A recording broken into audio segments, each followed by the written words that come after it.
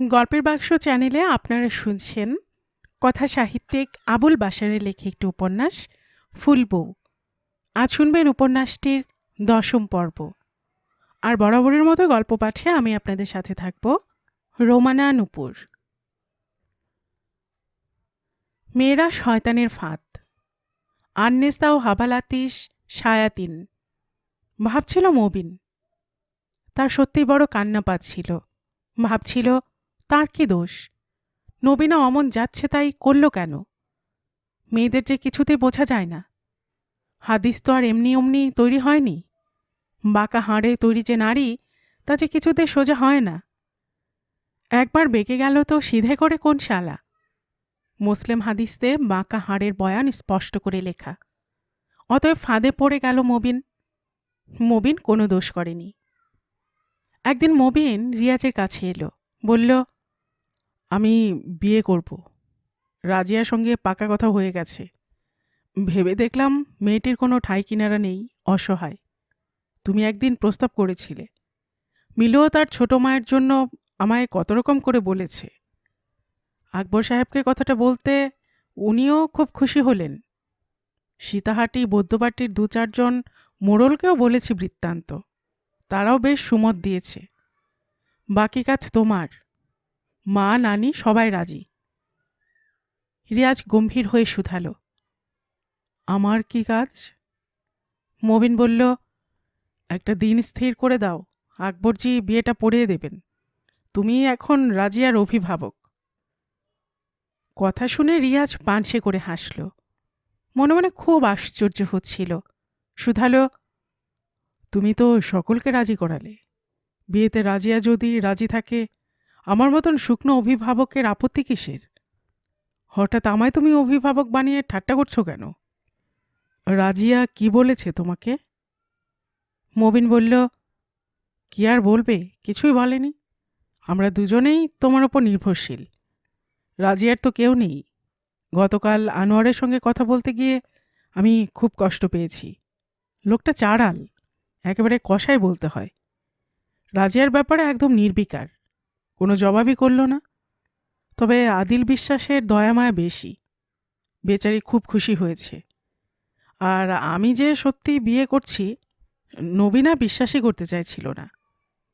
একটা গোপন কথা বলি তোমাকে, আমি নবীনাকে ভালোবাসতাম। জীবনে পাইনি, গ্রহণ করতে পারিনি। সেই দুঃখের শেষ নেই। তুমি ঠিক বুঝবে না, নবীনার ভালোবাসার সম্মানে এই বিয়ে করছি আমি। রিয়াজ ঈষৎ বিরক্ত হয়, বলে, ঠিক বুঝলাম না, ভালোবাসার সম্মান মানে? মবিন নিঃশব্দে হেসে ফেলে, বলে, হ্যাঁ, নবীনায় বিয়ের জন্য আমায় বাধ্য করেছে। আমি তার কথা ঠেলতে পারিনি। সম্মান বলো, জোর বলো, যা খুশি বলতে পারো। ও। রিয়াজ টেবিল থেকে তুলে নিয়ে নতুন কেনা চশমাটা চোখে লাগায়। তারপর একখানা ইংরেজি খবরের কাগজ সামনে মেলে ধরে সংবাদ খুঁজতে থাকে। মনে হচ্ছিল সে যেন কি একটা হাতড়ে ফিরছে, যেন সে দম পাচ্ছে না। লাইব্রেরিতে এখন কেউ নেই। সকাল 10টা বাজছে। ইদানিং জীবনের কোনো এক গভীর ও নিঃসহায় তাগিদ থেকে রিয়াজ ঘরে না থেকে গ্রন্থের কাছে থাকতে চাইছে। তাই ভোরবেলাতেই লাইব্রেরি চলে এসেছে। মবিন আজ সেই লাইব্রেরিতেই রিয়াজকে কথা বলার জন্য খুঁজে পেয়েছে। মবিনের মাথা ঠিক ছিল না। সহজে যার মাথা খারাপ হয় না, ঘটনা গতিকে তারও বেহের দশা যখন হয়, বুঝতে হবে ঘটনা গুরুতর। কেন যেন কেমন এক ক্ষীণ অপরাধবোধ মবিনের মধ্যে ক্রমশ চারিয়ে যাচ্ছিল। সে বোধহয় নিজেকে ব্যস্ত করে তুলেছিল নিজের নির্দোষ সত্তায় নিজেকে সাব্যস্ত করার জন্য। রিয়াজ সহসা এক আশ্চর্য প্রশ্ন করে বসল, আচ্ছা মবিন, একটা সত্য খবর আমায় দাও তো। শুনেছিলাম রাজিয়ার ভাইয়েরা এক রাতে বুড়ো নিসারকে বাগে পেয়ে গোপন টিপ ছাপ করিয়ে রাজিয়ার তালাক করে নিয়েছিল। কথা কি সত্যি? মবিন বলল, সে কথা এখন তুলছ কেন? নিসারজির মৃত্যুর ফলে সবই তো নিষ্পত্তি হয়ে গিয়েছে। তাছাড়া টিপছাপ কথাটা নিশ্চয় রটনা। কারণ বৃদ্ধ টিপছাপে যাবেন কেন? তিনি তো লেখাপড়া জানতেন। হ্যাঁ, তা বটে। তাহলে এটা গুজব? প্রশ্ন করে রিয়াজ। মুবিন বলে, তাহলে শোনো, আরও একটা গোপন কথা তোমাকে বলেই ফেলি। কথাটা গোপনই রাখবে, নইলে সব ভেস্তে যাবে। আর রাজিয়াকেও একটু বুঝে বলবে, সেও যেন কথাটা বিয়ে না হওয়া পর্যন্ত চেপে রাখে, আর দলিলখানা যেন লুকিয়ে রাখে। ও দলিল? হ্যাঁ, দলিল। ওই বাড়ির দলিল। বাড়ি তো ওর নয়, একটা ফলস রেজিস্ট্রি হয়েছিল। রাজিয়ার আগেই বৃদ্ধতার ছেলে মিল্লাতকে ওই বাড়ি কবেই রেজিস্ট্রি করে দিয়েছেন, সেই দলিল। কোথায় পেলে তুমি? পেয়েছি, নবীন আমায় দিয়েছিল, আমি রাজিয়াকে পৌঁছে দিয়েছি। অবশ্য মিল্লাতকেই পৌঁছে দিতে হতো। এই অবস্থায় বড় মায়া হয় রিয়াজ, কষ্ট হয়। কোথায় দাঁড়াবে মেয়েটা? দীর্ঘশ্বাস ফেলল মবিন। কিছুক্ষণ রিয়াজ চুপচাপ স্তম্ভিত হয়ে রইল। তারপর হাতের পত্রিকা টেবিলে ছুঁড়ে ফেলে বলল, আমি একটু বৈদ্যবাটি যাব, 2 দিন বাদে তোমার সঙ্গে দেখা হবে। চলো ওঠা যাক। বৈদ্যবাটি এসে আনোয়ারের সঙ্গে দেখা করে রিয়াজ। সুধায়, টিপছাপ কি হয়েছিল? আনোয়ার বিকেলবেলা তালগাছ থেকে ভাড়ে করে রস নামাচ্ছিল। কোমরে আকশিতে ভাঁড় ঝুলিয়ে বাঁশের গা বেয়ে নেমে এলো। রিয়াজকে সালাম দিয়ে দাঁড়ালো। পাতলা হেসে বলল, সেই কাগজ তো আপনাকে দিয়ে দিব না রিয়াজ ভাই, বুন্ডার কপাল ভাঙবে যে। ওরা একটা লক্ষ্যা করেছিল বুড়ার সঙ্গে, সেই কাগজ ছিঁড়ে ফেলা হয়েছে। রিয়াজ বলল, সেই কাগজের 1 পাই দাম নেই, আমি একটু অন্য কারণে দেখতে চাইছিলাম। বেশ, ছিঁড়ে যখন ফেলেছ তখন আর কথা কি, চলি। পা বাড়িয়ে ঘুরে দাঁড়ায় রিয়াজ। বলে, তোমার বোন ওই মোহরানার বাড়ি থেকে উচ্ছেদ হয়েছে আনোয়ার, ওই বাড়ির আগাম রেজিস্ট্রি মিল্লাতের নামে।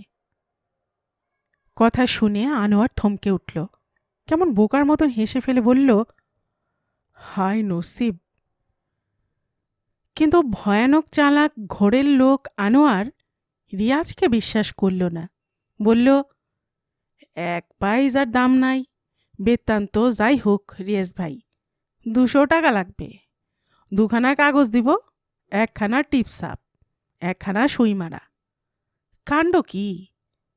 পেট থমে টিপসাপ করি, চাষাভূষার লোক, নিরেট বুদ্ধি, বুঝলেন?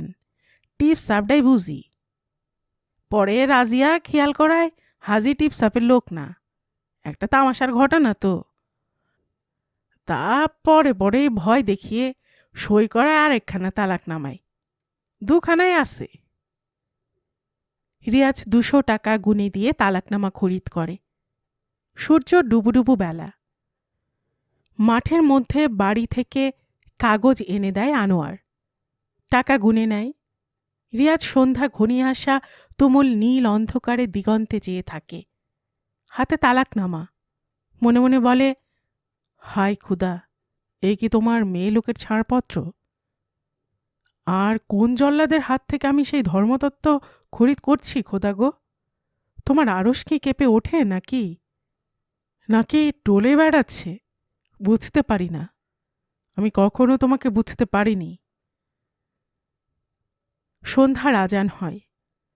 সহসা মনে হয় আজান নয়, মানুষের কান্নায় পৃথিবী বিষাদে ব্যথায় পূর্ণ হয়ে গিয়েছে। রিয়াজ দ্রুত পথ হাঁটতে থাকে। বাস ধরে শহরে ফেরে। বাড়ি না ঢুকে আকবর মৌলবীর বাড়ি ঢুকে পড়ে। মৌলবী হ্যারিকেনের আলোয় বেহেস্তের কুঞ্জি নামে একখানি কিতাব পাঠ করছিলেন। রিয়াজকে দেখে হ্যারিকেন হাতে বৈঠকখানে এলেন। পায়ের কাছে হ্যারিকেন রেখে চেয়ারে বসলেন। সম্মুখের চেয়ারে রিয়াজ বসে পড়ল। দুজনের পায়ের কাছে হ্যারিকেন জ্বলছে। কোনো কথা না বলে রিয়াজ তালাকনামা এগিয়ে ধরল। মৌলবী নিঃশব্দে তালাকনামা পাঠ করলেন। তারপর মুখ তুলে বললেন, বেশ, এখন কি করতে হবে খোলাসা করে বলুন। রিয়াজ বলল, আপনি বলেছিলেন বিয়ের পরপরই ছাড়াছাড়ি তালাক হলে পর জলচল মতন করা যায়, তারই সবুত। আপনি একটা ব্যবস্থা করে দিন। বাপের সঙ্গে সম্পর্কই হয়নি, তালাকও হয়েছিল। লোক বুঝানি একটা কিসিম, তার বেশি তো নয়। আপনিও সবই বুঝেছেন। নিন ধরুন। রিয়াজ ৩০০টি টাকা, ৩খানা নোট আকবরের দিকে বাড়িয়ে দেয়। আকবর সেটা হাতে নিয়ে চেয়ে দেখে বলেন, টাকা হালাল কিনা বুঝতে পারছি না। মসলা দেখব, তারপর হারাম হলে, না জায়েজ বোধ হলে ফিরিয়ে দেব। হালাল হলে আরও ২০০ লাগবে। বুঝতেই পারছেন, ফিকা হাদিসের কাজ, বেসুমার খাটুনি। রিয়াজ আরও ২০০ টাকা বার করে দিয়ে বলে, রাখুন, রেখে দিন। রিয়াজ এক লাফে অন্ধকারে নেমে মিলিয়ে যায়।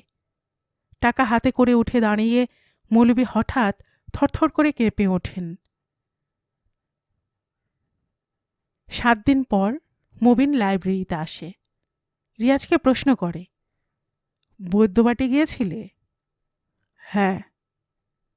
আনোয়ারকে সব কথা বলে এলে? তোমায় না দলিলের কথা গোপন রাখতে বলেছিলাম? তুমি কি চাও না রাজিয়া ঘর করুক, বিয়ে হোক? আব্বা বাংলাদেশ থেকে চিঠি লিখে জানিয়েছেন এক দুঃসম্পর্কের আত্মীয়কে সঙ্গে করে আসছেন, তার সঙ্গে আমার বিয়ে দেবেন। সব প্রস্তুতি শেষ। এপারে এসে বিয়ে দিয়ে ফিরে যাবেন। বোঝো কি সাংঘাতিক অবস্থা। তবু আমি রাজিয়াকে ছাড়তে পারবো না, কথা দিয়েছি। কথা বলে মুবিন মাথা নিচু করল। তারপর ফের মুখ তুলে বলল, আর দেরি করা ঠিক হবে না। ২-১ দিনের মধ্যে বিয়ে করে ফেলব। তুমি রাজি হও? রিয়াজ অত্যন্ত শক্ত গলায় বলল, আমি রাজি নই। গলার শব্দে মুখ তুলে চমকে উঠল মুবিন। বিস্ময় বিদ্ধ হয়ে বলল, রাজি নাও? না, একদম না, কিছুতেই না। কেন? কারণ তুমি ওকে ভালোবেসে বিয়ে করছো না, দয়া করেও নয়। বিয়ের পর ২-৬ মাস বাদে ওকে তুমি তালাক দেবে, আই এম শিওর। তাছাড়া রাজিয়া মিল্লাতকে চায়, আমি ওদের সমর্থন করি। ওদের বিয়ে দেব আমি। আকবর মৌলভী বিয়ে পড়াতে রাজি হয়েছে।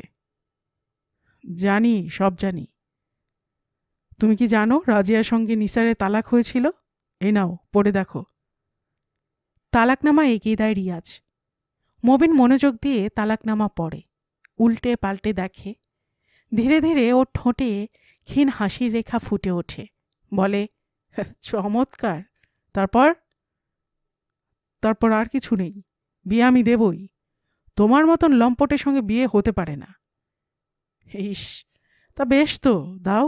খারাপ লোক আমি, কিন্তু সেই লম্পটকেই বিয়ে করতে রাজিয়া তৈরি। তাই নাকি? নিশ্চয়ই। তুমি তো আকবরকে ঘুষ দিয়ে অধর্ম করাতে চেয়েছ। তার বিচার হবে, তারপর বিয়ে। কি বলছো? ঠিকই বলছি। জেনে রেখো, আকবর ধর্মের মানুষ, ভীরু, আল্লাহওয়ালা। মশলা বেচে রুজির জোগাড় করে, জলসা করে, বিলাত পড়ায়। অতএব অধর্মে তার ভয় আছে। আমি তাকে বহুদিন চিনি। ওর একটা ধর্মের দল আছে, আমি সেই দলকে চাঁদা দিই। বুঝলাম। না, তুমি কিছুই বোঝোনি। ধর্ম তুমি বোঝো না, ফালতু হাদিস আওড়াও। খোদাকে তোমার ভয় নেই। তুমি কল্পনা বিলাসী, ইসলাম বিরোধী। খুব নোংরা লোক তুমি, মূর্খ, বেকুফ। বাস্তব কি জানো না, ধর্মের জোশ আর ক্ষমতা চেনো না। তোমার জামাত নেই, তুমি একা, এবং তুমি অমানুষ। না হলে কখনো মা ছেলের বিয়ে দিতে চাইতে না। বিচার হবে, আমি মানুষ ডাকবো। আকবরজির সঙ্গে কথা হয়েছে, আমি তোমার তালাকনামা ছিঁড়ে ফেলছি। বলার সঙ্গে সঙ্গে তালাকনামা ২ ভাগ, ৪ ভাগ, ৮ ভাগ, ১৬ ভাগ হয়ে গেল। কোটি কোটি করে ছিঁড়ে হাওয়ায় উড়িয়ে দিল মুবিন। তারপর চেয়ার ছেড়ে উঠে দাঁড়ালো। তখনই একটা প্রচণ্ড চড় এসে গালে লাগলো তার। মুবিন চড় সামলাতে না পেরে চেয়ার সহ মেঝেয় পড়ে গেল। তারপর ধীরে সুস্থে উঠে দাঁড়ালো মুবিন। চড় খাওয়া গালে হাত বুলোতে বুলোতে বলল, পাগল হয়ে গিয়েছ। রাজিয়ার মিষ্টি ভাষার রূপে জাদু আছে, তোমাকে গুণ করেছে। ঠান্ডা মাথায় ভেবে দেখো এই অপমান কতখানি দুঃসহ। জবাব তুমি পাবে। তুমি তো সামান্য পিঁপড়ে। আমি ক্ষমা করলেও সমাজ ক্ষমা করবে না। তারা তোমার মাথায় ঘোল ঢালবে বলে গেলাম। মুবিন জুতোয় শব্দ তুলে লাইব্রেরি সিঁড়ি ভেঙে নিচে নেমে চলে গেল। দুদণ্ড যেতে না যেতেই অদ্ভুত এক বোধ রিয়াজকে গ্রাস করতে লাগল। একা, বড় একা, কেউ নেই পাশে। রিয়াজ ছেঁড়া তালাকনামার টুকরোগুলি কুড়িয়ে তুলতে লাগল। জোড়া দেবার চেষ্টা করতে গিয়ে কিছুতেই মেলাতে পারে না। তার হৃদয় যেন ছিঁড়ে টুকরো টুকরো হয়ে গিয়েছে, সব প্রত্যয় ছিন্ন হয়ে চোখের সামনে পড়ে আছে। পাগলের মতন ফের মেঝে থেকে তুলে নেয় কাগজের টুকরো। অদ্ভুত শূন্যতা বুকের কাছে জমে ওঠে। হাসতে হাসতে ছিঁড়ে ফেলে দিল। এক ফোঁটা হাত কাঁপল না, বিবেচনা করল না। জীবন নিয়ে যেমন ছিনিমিনি ছিল তালাকনামার প্রতিটি অক্ষরে, তেমনি এক বিবাহের আয়োজন চলছে। সেই প্রহসন চোখের সামনে দেখতে হবে।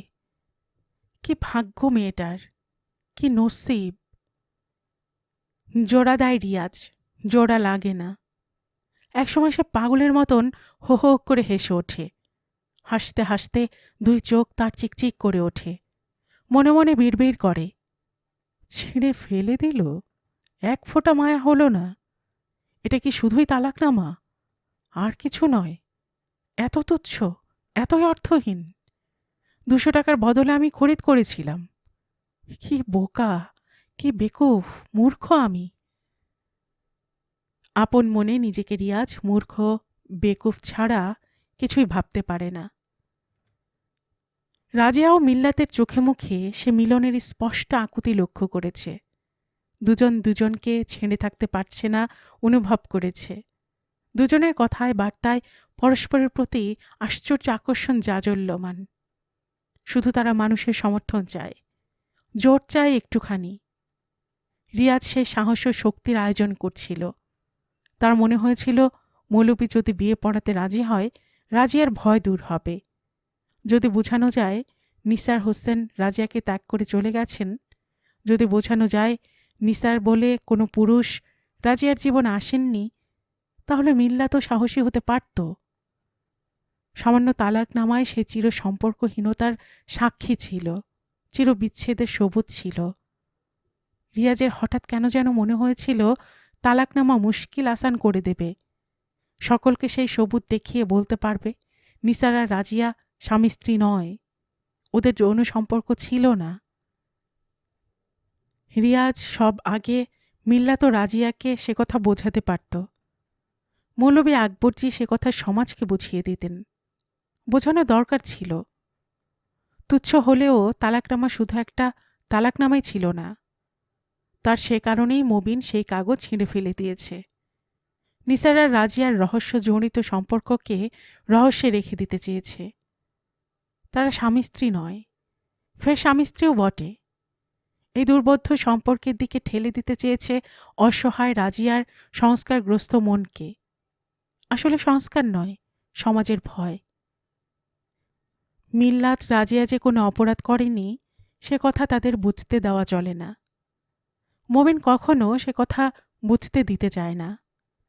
রিয়াজ স্পষ্ট বুঝতে পারে মবিনের সদিচ্ছা আসলে কতদূর হীন ও কুৎসিত। তার কণ্ঠে দয়া বা করুণার বয়ান কি নির্মম রসিকতা। নবীনার প্রতি ভালোবাসার দোহাই জীবনের কি নিষ্ঠুর ছল।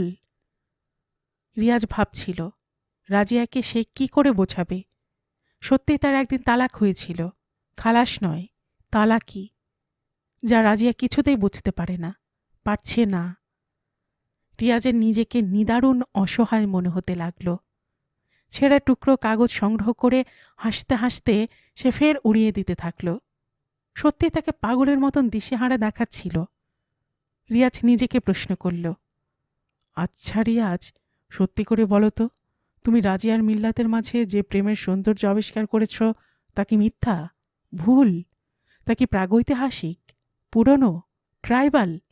সত্যি কি তার কোনো মানে নেই? তা কি বাস্তবিক তুচ্ছ হতে পারে? তাকে কি তালাকনামার মতন ছিঁড়ে ফেলা যায়? তা কি মাত্র 200 টাকায় পৃথিবীর কোনো স্থান থেকে খরিদ করে আনা যায়? যায় না।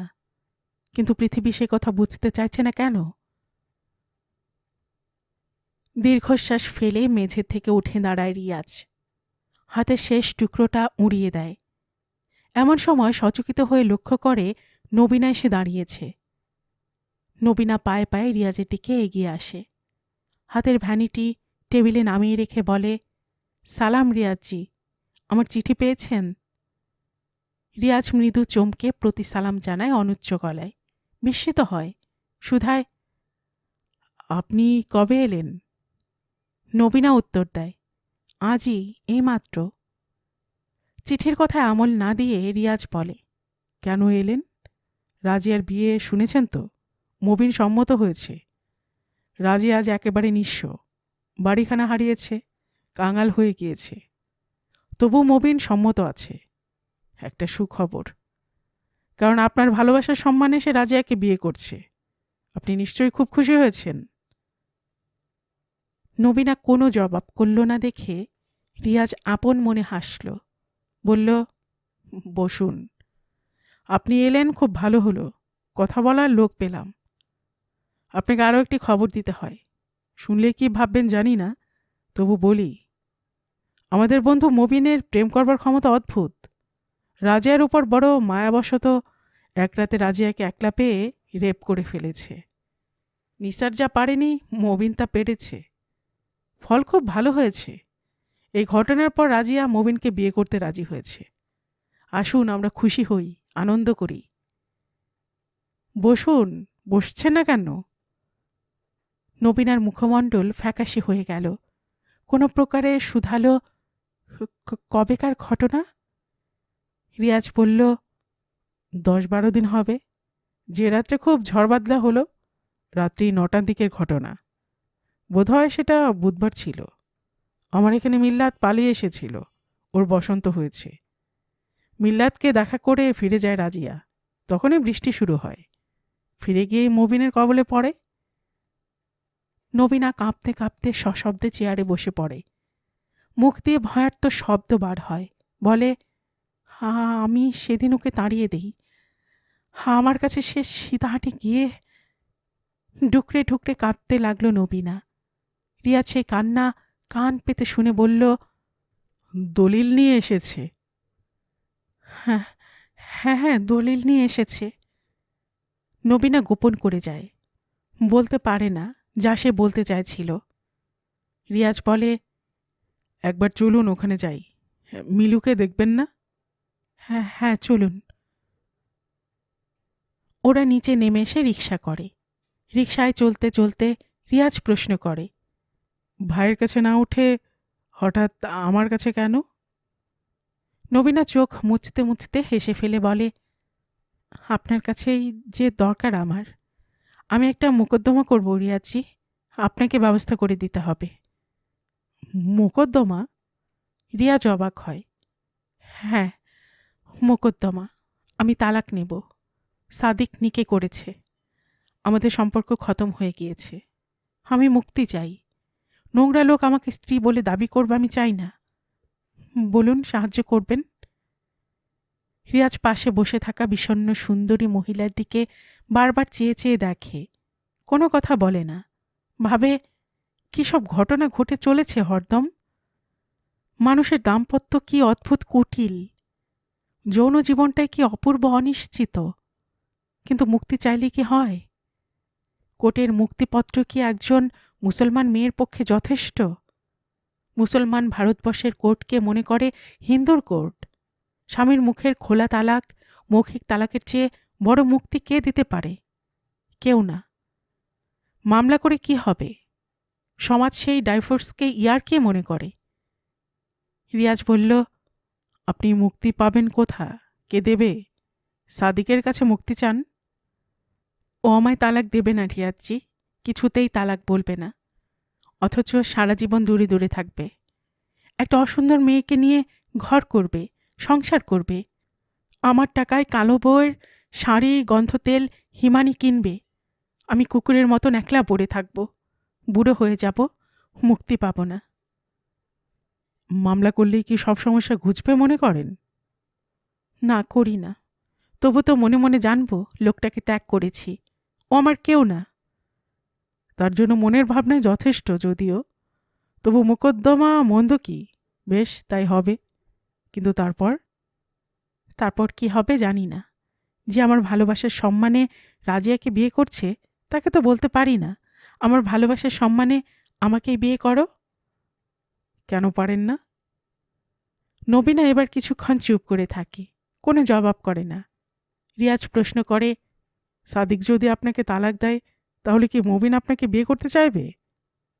নবীনা বলল, না। কেন? ওর ভালোবাসার ক্ষমতা যে অদ্ভুত রিয়াজজি, আপনিই বলেছেন। রিয়াজ বলল, তবু তাকে আপনি আজও ভালোবাসেন। নবীনা কোনো উত্তর দেয় না। মনে মনে খুব আশ্চর্য হয় রিয়াজ। মনে মনে বলে, আসলে মানুষের ভালোবাসা মাত্রই অদ্ভুত, অদ্ভুত একটা মাদক। কারো কাছে হৃদয়ের সেই নেশা বড়ই শুদ্ধ, কারো কাছে কেবলই মদিরা। দুটি ভালোবাসার দুই নারীকে দেখছ রিয়াজ, কোনো মিল নাই। ভালোবাসার স্বাদ কি বিচিত্র!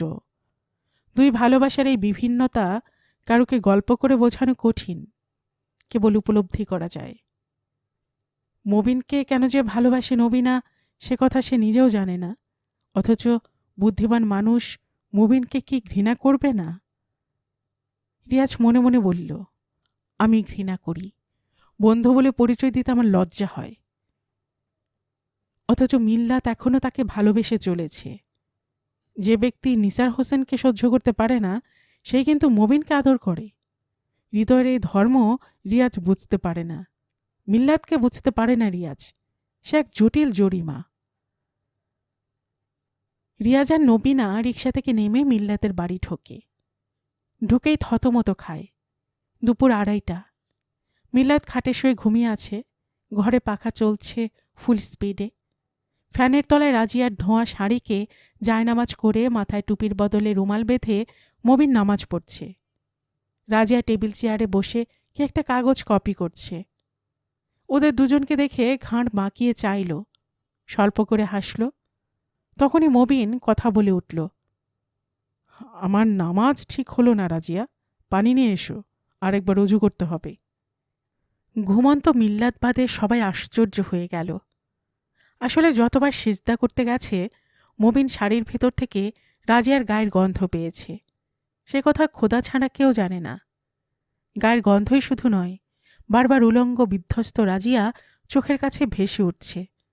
যত সে খোদার অস্তিত্বে মনোযোগী হতে চেয়েছে, সিজদা স্থানে খোদার ঘর মক্কার কাবাকে কল্পনা করতে চেয়েছে, ততবারই উলঙ্গ বাদলা পীড়িত রাত্রির রাজিয়া সামনে এসে গেছে। মনের শক্তি দিয়ে মবিন এই দৃশ্য ঠেকিয়ে রাখতে পারেনি। নামাজ হচ্ছে না, মবিনের কান্না পেয়ে যাচ্ছে। রাজিয়া বদনায় পানি এনে দিল। অজু করে আবার নামাজে দাঁড়ালো মবিন। নামাজ শেষ করে বলল, তুমি কখন নামাজ পড়বে রাজিয়া? রাজিয়া বলল, পড়ব একটু বাদে। মবিন বলল, একটা জায়নামাজ করবে? রাজিয়া বলল, আছে, সেটা জল ধোয়া করেছি, পরে এলে ওটাতেই পড়বেন। হ্যাঁ চলি, বলল মবিন। বলল, নবীনা কখন এলে?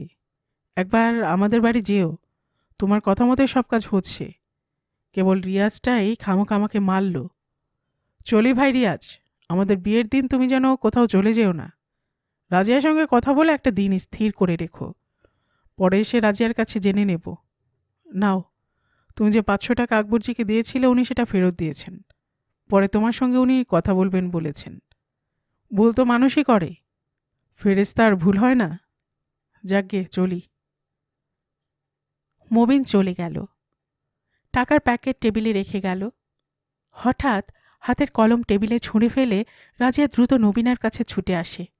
নতজানু হয়ে দণ্ডায়মান নবীনাকে দুহাতে জড়িয়ে ধরে। তারপর ব্যাকুল গলায় কেঁদে ফেলে বলে, আমায় তুমি বাঁচাও নবীনা, আমি বাঁচতে পারছি না। তোমাদের সংসার থেকে আমাকে মুক্তি দাও। আমি তোমার বাপের কাছে খালাস চেয়েছিলাম, এখন তোমার ভাইয়ের কাছে চাইছি, তোমার কাছে চাইছি। তোমরা আমাকে এভাবে কেন কষ্ট দিচ্ছ? এ বাড়ি যে আমার নয়, নইলে আমি ওই লোককে কিছুতেই ঢুকতে দিতাম না। যার বাড়ি সে যে কিছুই বলে না, ওর সঙ্গে আমার কথা বন্ধ হয়ে গিয়েছে। ভালো করে কথা বলতে চায় না, চোখের সামনে আসছে যাচ্ছে, বারবার বিয়ে করতে চাইছে, আস্ফালন করছে ডাক্তার। সবই তো দেখেছো মিলু, তবু একটা কথা বলে না। এত অপমান সইছি কেন বলো নবীনা? যে লোক মার মেয়েকে সমান ইচ্ছে ভোগ করে, তারপর সমাজের ভয় দেখায়, খোদা কি তার কোনো বিচার করবে না? তুমি বলো। আমাকে মিলুকে তুমি আলাদা করে দিয়েছিলে, কার ইচ্ছায় করেছো বলো? তোমার ভালোবাসায় বুঝি কোনো পাপ নেই? নবীনা বলল, পাপ তো আমাদেরই ছোট মা। আমার বাপ থেকে আমরা পাপী। আমি, আমার ভাই, সকলেই গুণাগার। তোমার কষ্টের জন্য আমরাই দায়ী। তোমাকে আমরা সব দিক থেকে বঞ্চিত করেছি মাগো। ওঠো, তুমি আর এখানে থেকো না। কিন্তু আমি কি করব? আমি যে নিজেই পাপে পুড়ছি, নিজেই বাঁচতে জানি না, পথ হারিয়েছি।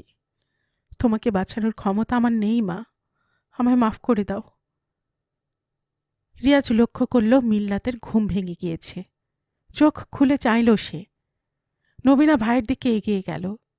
রাজিয়া চোখ মুছতে মুছতে উঠে দাঁড়াল, বলল, আপনি বসবেন না রিয়াজজি? বসুন। রিয়াজ টেবিলের দিকে এগিয়ে গিয়ে টাকার প্যাকেট উঠিয়ে নেয়। তারপর দরজার দিকে এগিয়ে আসে। দরজার কাছে দাঁড়িয়ে বলে, সমাজের লোক হতে পারলে সব পাপ ঢাকা পড়ে রাজিয়া। তোমার আমার সমাজ নেই, অতএব তুমি পালাও, থেকো না। কোথায় যাব বলুন? রাজিয়া শুধালো। রিয়াজ বলল, যে পালায় সে কোথায় পালায় জানে না। মিল্লাত কারো কথা বুঝতে পারে না, বলে, রিয়াজ একটু কাছে এসো। রিয়াজ এগিয়ে যায়। মিল্লাত রিয়াজের হাত ধরে বলে, আগামী পরশু ভালো দিন, আমি সুস্থ হয়েছি। একজন মৌলবি ডেকে এনো দূর থেকে। রাজিয়াকে আমি বিয়ে করব। মানুষের তাবৎ ঘৃণার শক্তি আমার একার ভালোবাসার চেয়ে বড় নয়। যাও, আমি প্রস্তুত। সত্যি বলছো? রিয়াজের গলা আবেগে রুদ্ধ হয়ে আসে।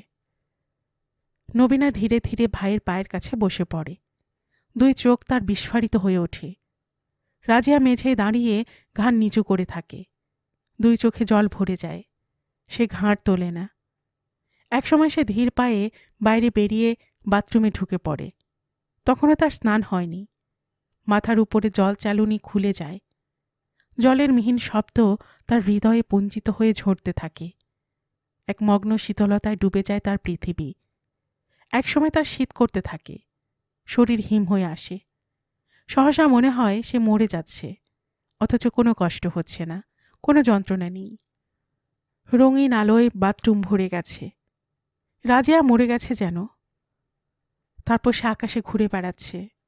মৃত্যুর অতীত জন্মের পরপারে সে চলেছে আশ্চর্য উৎসবে। তার জন্য জলের শব্দের মতন স্নিগ্ধ পৃথিবী অপেক্ষা করছে। সেখানে কোনো গুণা নেই, নিসার হোসেন নেই। বাথরুম থেকে বেরিয়ে রাজিয়া দেখল নবীনা আর রিয়াজ চলে গিয়েছে। নবীনা এলো মবিনের বাড়ি। এসে দেখল দুজন পুরুষ আত্মীয় সহ কনে সঙ্গে করে মবিনের বাবা ঘণ্টা দুই আগে ওপার থেকে এসে পড়েছেন। বাড়িতে খুশির ঢেউ বইছে। মবিন গম্ভীর হয়ে একলা ঘরে চেয়ারে বসে টেবিলের সামনে চোখ বুজে কি যেন শান্ত মনে চিন্তা করছে। ওর চোখে মুখে কোনো উদ্বেগের চাপ থাকলেও সেই দুশ্চিন্তার ঘনতা নেই। নবীনাকে দেখে ছদ্ম কাতরতায় বলে উঠল, পারলাম না নবীনা, হেরে গেলাম। নবীনা বলল, ভাইয়া আর রাজিয়া পরশুদিন বিয়ে করে ফেলছে মবিন, তোমার হেরে গেলে চলবে না। কথা শুনে শির দ্বারা শক্ত হয়ে গেল মবিনের। নবীনা বলল, যেমন করে পারো এ বিয়ে রুখে দাও মবিন, সর্বনাশ হয়ে যাবে। মবিন কেমন মৃদু উত্তেজনায় দাঁত পিষে বলে, ভেবেছিলাম গায়ে হাত দেব না, কিন্তু এখন দেখছি উপায় থাকলো না। রিয়াজ খুন হবে নবীনা, তুমি নিশ্চিন্ত থাকো। ভয়ে সিটিয়ে যায় নবীনা, বলে, না, খবরদার না, অমন কথা মনেও এনো না। তার কি দোষ? মুরত থাকলে বিয়ে করে দেখাতে, সমাজ তোমাকে মদত করত। ওরা তো তিনটি মাত্র প্রাণী। মবিন সহসা গা ছেড়ে দিয়ে চেয়ারে এলিয়ে যায়, বলে, আমি আর কিছুই করতে পারবো না নবীনা, আমায় ক্ষমা করে দিও। বলে মবিন চেয়ার ছেড়ে উঠে অন্য ঘরে চলে যায়। নবীনা বুঝতে পারে মবিন ঘুরে গেছে, তার ভালোবাসার কোনো দামই সে দেবে না, দিতে পারে না। নবীনা কারুকে কিছু না বলে মুবিনের বাড়ি ছেড়ে রাস্তায় নেমে আসে। সীতাহাঁটি ফেরে। নিজেকে তখন তার আশ্চর্য শূন্য মনে হয়। মনে হয় জীবনটা একেবারে ফাঁকা, সবই কিরকম অর্থহীন। তারপরই সে স্থির করে ভাইয়ার এই বিয়েকে সে সমর্থন করবে। কেন করবে না? করলে কি হয়? ভাবতে ভাবতে সে ছেলেকে বুকের সঙ্গে চেপে ধরে আকাশের চাঁদের দিকে চেয়ে থাকে। দুই চোখ ঈষৎ ভিজে ওঠে। সেই রাতে মুবিন বাংলাদেশ থেকে আসা তার ভাবী স্ত্রীর সঙ্গে রাত্রি 2টো অবধি গল্প করে কাটিয়ে দিল। কত রকম গল্প! নদীর গল্প, ইলিশ মাছের গল্প, প্রকৃতির গল্প, আরব্য নিশির গল্প, ফেরাউনের গল্প, মুজিবুর রহমানের গল্প, মেয়েদের স্বাধীনতা ও বোরখার গল্প, এবং শেষে ইডিপাসের গল্প, ইডিপাসের চোখ উপড়ে ফেলার গল্প। ভাবী স্ত্রীকে শেষে কথায় কথায় বলল, স্বামীর পায়ের তলায় স্ত্রী জান্নাত, জানো তো? মেয়েটি ঘাড় গোঁজ করে মাথা নেড়ে জানালো, সেসব সে ভালোই জানে। মুবিনের মনটা ভরে গেল। মনে হলো এমন ফ্রেশ মেয়ে সে কখনো দেখেনি। কিন্তু বিছানায় শুয়ে বাকি রাত তার ঘুম এলো না। কেন ঘুম এলো না? কেবলই মনে হতে লাগলো রাজিয়া তাকে কি সত্যিই বিয়ে করতে চেয়েছিল। খেয়াল হলো রাজিয়া কখনো না বলেনি, আবার হ্যাঁও বলেনি। মনে হতো সে রাজি আছে, মনে হতো রাজি নেই, কেবল চুপ করে থাকত। চুপ করে থাকত কেন? সেই রাত্রির দুর্ঘটনার পর 2-4 বার দেখা হয়েছে বড়জোর। চোখ তুলে তাকে ঠিক চেয়ে দেখত না, মাথা নিচু করে থাকত। কখনো নিতান্ত বাধ্য হয়ে ছোট জবাব করত কোনো কথার। সেটা কি ঘৃণা? তাকে আসলে কোনো ভয়? ভয়ই বটে, ঘৃণাই বটে। কিন্তু এখন মনে হচ্ছে তাকে বিয়ে করতে হলে রিয়াজকে খুন করা ছাড়া পথ নেই। শালা পথ আগলে দাঁড়িয়ে আছে। রিয়াজই মেয়েটাকে নষ্ট করে দিয়েছে। মেয়েটাকে রক্ষা করা গেল না। রিয়াজ তাকে জাহান্নামের পথে ঠেলে দিল। সদিচ্ছা থাকলেই কি সব সম্ভব হয়? হয় না। তারপর মনে হলো মিল্লাত বড় নিরীহ ছেলে, অবুঝ, শয়তানের ফাঁদে আটকা পড়ে গিয়েছে, অসহায় হয়ে পড়েছে। রিয়াজ তাকে যা করাতে চাইছে সে তাই করতে বাধ্য হচ্ছে। উপায় নেই বলে মুখ বুজে আছে, কথা বলতে পারে না। অক্ষম ফাঁদে পড়া নির্বোধ পশুর মতন তার দিকে শান্ত করুণ চোখ মেলে চেয়ে থাকে। অসুখের পর আরও বেশি বোকা হয়ে গিয়েছে। বাপের অভিশাপ ছেলে বলেই ঘাড়ে করে টানতে হবে। জিভ তার ঝুলে পড়বে, কেউ দেখবে না, কেউ পাশে থাকবে না। রিয়াজ গোপনে রাজিয়াকে ভোগ করবে। মিল্লাত মুখ ফুটে সমাজের কাউকে সে কথা প্রকাশ করতে পারবে না। তার তো সমাজ থাকল না। তখন কি হবে? যন্ত্রণায় পুড়ে পুড়ে অন্তর খাক খয়রা হয়ে যাবে। চাপা এক অনুচ্চার বেদনা বুকে বহন করে ফিরবে মিলু। সে কথা ভাবলে মবিনের বুক ভেঙে যায়। অথচ কাল বাদ পরশু বিয়ে হয়ে যাবে। একটা বেশ্যা কল্পজীব মবিনকে ঘুমোতে দিচ্ছে না। আশ্চর্য আকর্ষণ অনুভব করে সে। অপ্রতিরোধ্য টান দেয় অদ্ভুত মেয়েটা। ডাকে যেন, হাতছানি দেয় যেন। সকাল হয়। মবিন ভাবে মিল্লাত এখনো তার পথ চেয়ে বসে আছে। বলছে, নিয়ে যা, টেনে নিয়ে চলে যা মবিন, আমাকে বাঁচা, আমি বইতে পারবো না, সামলাতে পারবো না, সইতে পারবো না, নিয়ে যা, ছাড়িয়ে নিয়ে চলে যা, দূর করে দে।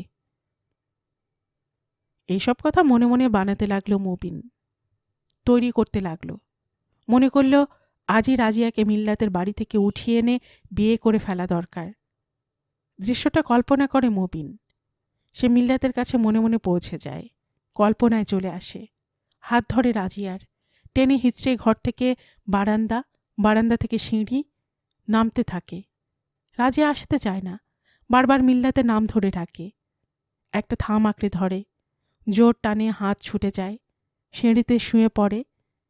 মিল্লাত সবই চেয়ে চেয়ে দেখে, কথা বলে না, বিরক্ত হয় না, বাধা দেয় না, রাজিয়াটাকে সাড়া দেয় না।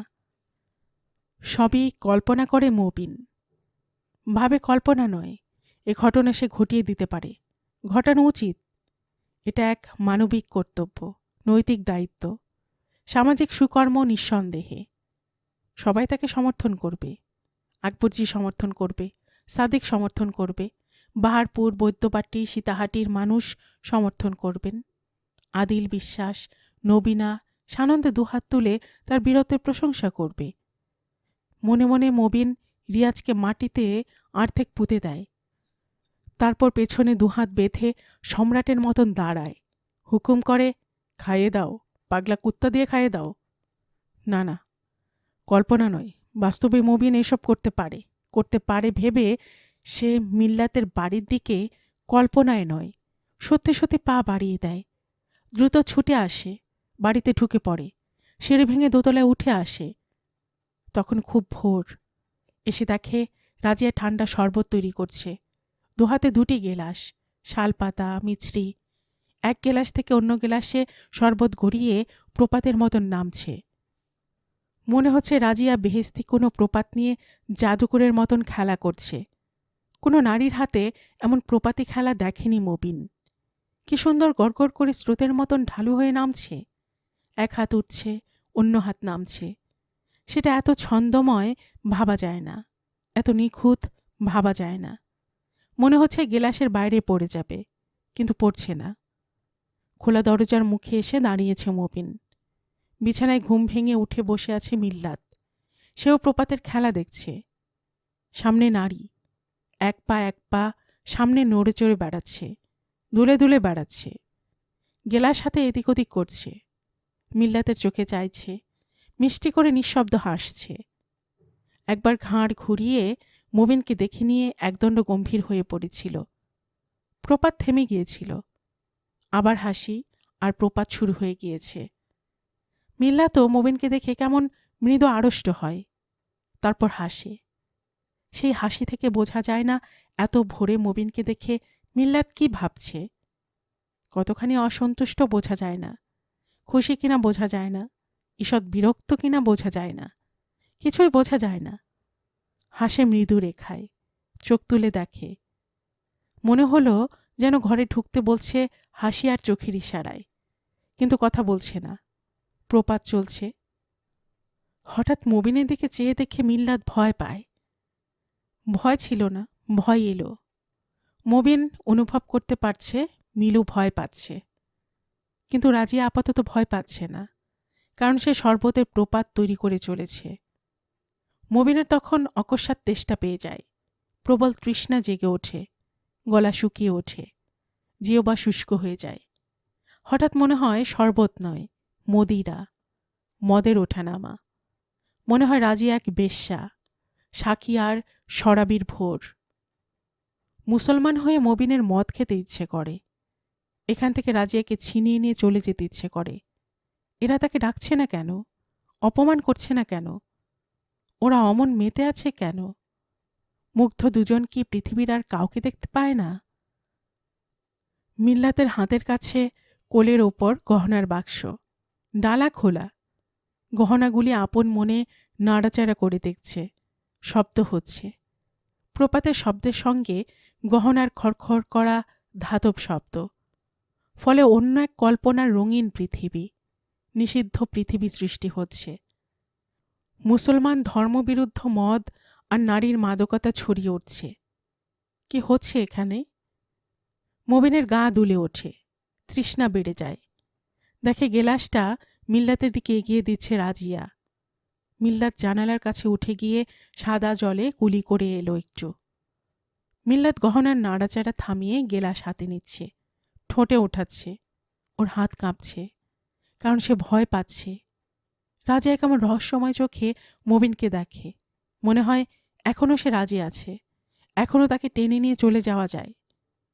পারে না, কিছুতেই পারে না মবিন। ঘরে ঢুকতে পারে না, কোনো কথা বলতে পারে না, বলতে পারে না, তোমাদের কাল বিয়ে নাকি, আমি সব শুনেছি। কিন্তু কিছুই সে বলতে পারে না। তার গা দুলে ওঠে, চেহারা বিকৃত হয়ে যায়, চোখে আগুন ফুটে বার হতে থাকে, ধকধক করে জ্বলতে থাকে জীবন্ত মানুষ। রাজিয়ার পায়ে মবিনের লুটিয়ে পড়তে ইচ্ছে করে, কুকুর যেমন আহ্লাদে ঘাসের উপর গড়াগড়ি দিয়ে ওঠে, কোথাও নেচে নেচে লেজ দুলিয়ে ছুটে গিয়ে ফিরে এসে আবার সেই স্থানে গড়িয়ে পড়ে, তেমনি করে মবিনের লুটিয়ে যেতে মন চায়, পারে না। কিন্তু মুসলমান জানে পুরুষের পায়ের তলায় নারীর জান্নাত। পুরুষ কেন লুটিয়ে পড়বে, গড়াগড়ি চাপে? হয় না। এসব বড় দুঃখের, বেদনার মতিচ্ছন্নতা। মবিন কি উন্মাদ নাকি? মবিন দরজার মুখ থেকে বারান্দায় সরে আসে, ঘরে ঢোকে না, সিঁড়ি ভেঙে নামতে থাকে। রাজিয়া বাইরে আসে, কোনো কথা বলে না। চোখে তার বিস্ময় আর ভয় জড়িয়ে যায়। বুঝতে পারে না কেন লোকটা এসেছিল। ফিরে চলে আসে মবিন। বাড়ি এলে হবু বউ তাকে ফুটন্ত চা এগিয়ে দেয়। সুধায়, তুমি মর্নিং ওয়াক করো বুঝি? মবিন বলে, হ্যাঁ। তারপর বলে, আব্বা আমার জন্য একটা বন্দুক এনেছে, দেখেছ? কবে কিভাবে এপারে যোগাযোগ করে লাইসেন্স করিয়েছে, অবাক। আব্বার প্রচুর ক্ষমতা। মেয়েটি বলল, আমার আব্বাই তোমার জন্য পছন্দ করে কলকাতায় এসে কিনে দিয়ে গেছে। লাইসেন্স ফাইসেন্স কিছু না, 2 নম্বরই মাল। ও, আনবো, দেখবে? বন্দুক নিয়ে আসে মেয়েটি। মবিন বন্দুকের গায়ে হাত বুলোতে বুলোতে চোয়াল শক্ত করে ফেলে। সহসা ধাঁ করে ছাতে উঠে এসে আকাশে গুলি ছুঁড়ে দেয়। এইভাবে মবিনের বিয়ের পটকা ফেটে ওঠে। গল্পের বাক্সবাই রোমানানুপুর চ্যানেলে এতক্ষণ আপনারা শুনছিলেন কথা সাহিত্যিক আবুল বাশারের লেখে একটি উপন্যাস ফুল বউ এর 10ম পর্ব। আর এতক্ষণ গল্প পাঠে আমি আপনাদের সাথে ছিলাম রোমানানুপুর।